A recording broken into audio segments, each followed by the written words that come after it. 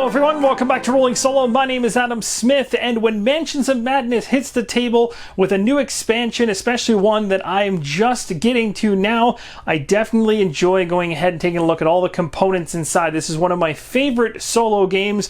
This one is called Sanctum of Twilight, and it has been out for some time now, so this is not a brand new expansion that some of you guys may not have seen before, but there might be some of you that haven't gotten this far into all the expansions that Mansions of Madness 2nd edition has to offer. So hopefully this gives you a good idea as to what you can expect to find inside the box. So let's start off with taking a look at the back of it. Breach the inner sanctum. Within the lavish rooms of the Silver Twilight Lodge, and most influential citizens of Arkham gather to forge business alliances, plan parades, and lobby politicians. In secret, they also meet to complete forbidden rituals with uncertain consequences. The poor souls that discover this truth often vanish, never to be heard from again.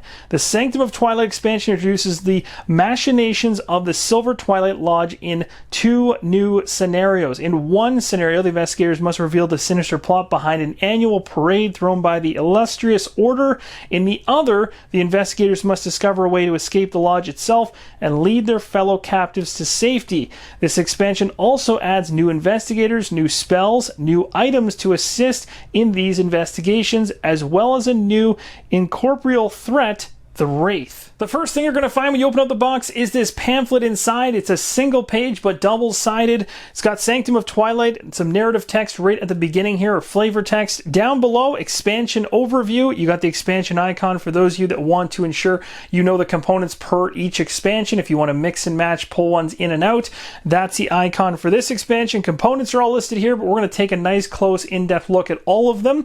Flipping this over to the other side, we're going to talk about using this expansion. So it basically just quickly lets you know how to merge those components in for the game.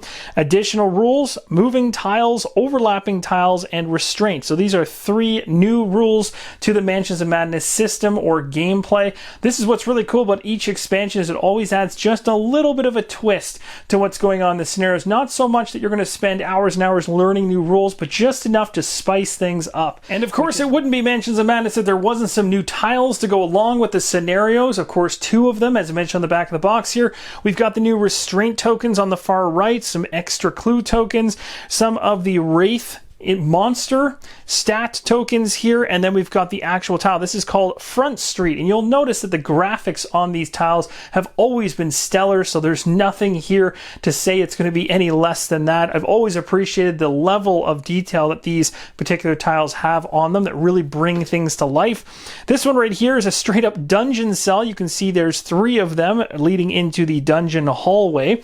And then if we flip this around, so we're right side up, we've got the back side of the monsters themselves. I'll give you a nice close-up look at those. So you can see with the Wraith, we've got phasing. This monster can move through impassable borders and walls, so that's pretty terrifying. The next tile sheet inside the box here has a storage room up top here, and we have a parade float right here, as well as a whole bunch of individuals that we're going to potentially run to as well, plus some additional tokens that we're familiar with from the base game itself. I'll flip this over so we can see what the other side of the tiles have in store for us. We have the vault office up here, the vault over here, a lounge down here, and then we've got the actual names of all the individuals that are added in here per tokens. Most of these are like NPC characters or characters that will come in to the story itself as you go through the two scenarios in the box. And of course, when I say inside the box, I truly mean inside the app for the scenarios.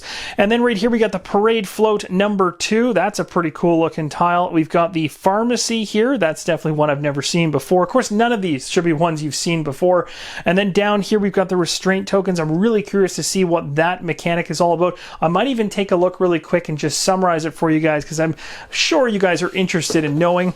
On the back side here, we'll flip it around. We've got ourselves the, what is this? The ceremony room on the bottom here, and the inner sanctum up top. Those are pretty cool looking. For those of you that were interested in the restraint tokens, it says various game effects cause investigators to place restraints.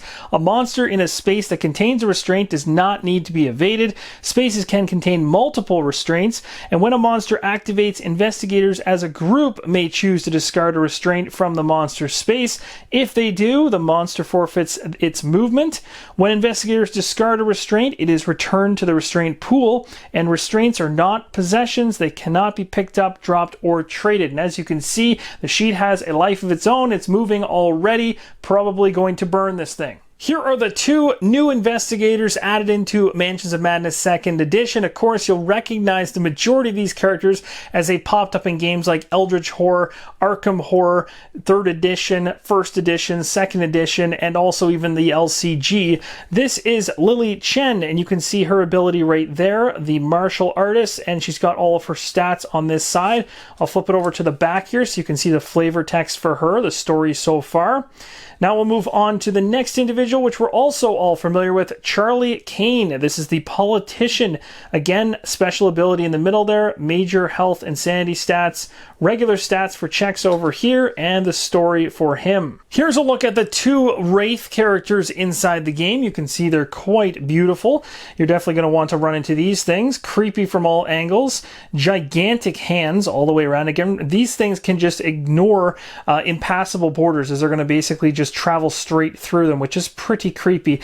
Now you can see there's little nubs on the very bottom of the miniature. Those are because they're going to go into black bases. I typically shave those straight off, and then I actually go ahead and glue them to clear bases because I prefer way more so to actually be able to see the beautiful tiles underneath of them rather than use the black bases that come inside the game board. There is one advantage to the black bases though. They do carry or can store the monster stat tokens, which is really handy in terms of referencing, but I find I can just put those tokens off to the side during gameplay and get the exact same effect.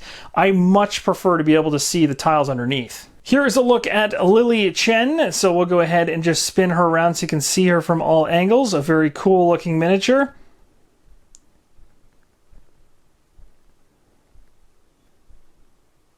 And here we have Charlie Kane smoking his cigar. Lots of nice detail in his jacket, suit pants, and everything else. So again, if you're looking to paint these things, you can actually make them look quite nice on the table. He's one of my favorites, actually.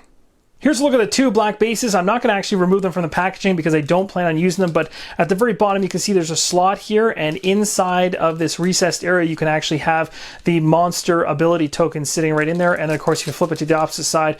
They're flat on top. There's the peg for the monster to sit inside of. Again, they're not bad. It's just, and I don't mind the ones that are for the single units like the one we are looking at, or the Wraith for instance, because they don't take up that much space, but if you start doing that with the bigger monsters, when they come onto a space, they literally cover the entire space. And last but not least, let's take a look at the mini cards inside the box here. So we got Binding Powder. I'll try to go through these slow enough that you can actually see the beautiful artwork as well as the actual ability itself. Lucky Ring, Painkillers, Riot Whistle, Sensible Shoes, Silver Twilight Dagger, that looks pretty awesome. Sword Cane, that's pretty cool. Tote Bag, Track Shoes, Stressed, I think that's a new condition. I think it's a new condition. If it has this many cards in it, typically it is. I'm not going to flip it over and show you the opposite side of these. When there's multiple of the same, it's typically, it's always because you can potentially have multiple of these cards and go through them during gameplay, and they have different effects on the back. So I don't really want to spoil that. Nice. A new Insane condition. Actually, two of them. It's always nice to have those added in because that's really where things get crazy inside the game. Minor Injury here. Aches and pains, these are for the wounds. Here's your sanity, minor shock, anxiety. We've got binding here, binding, more binding. This one is new for the box for sure. Spectral razor, that's kind of cool. Melee weapon. Oh, that's cool, I like that one. It's a relic.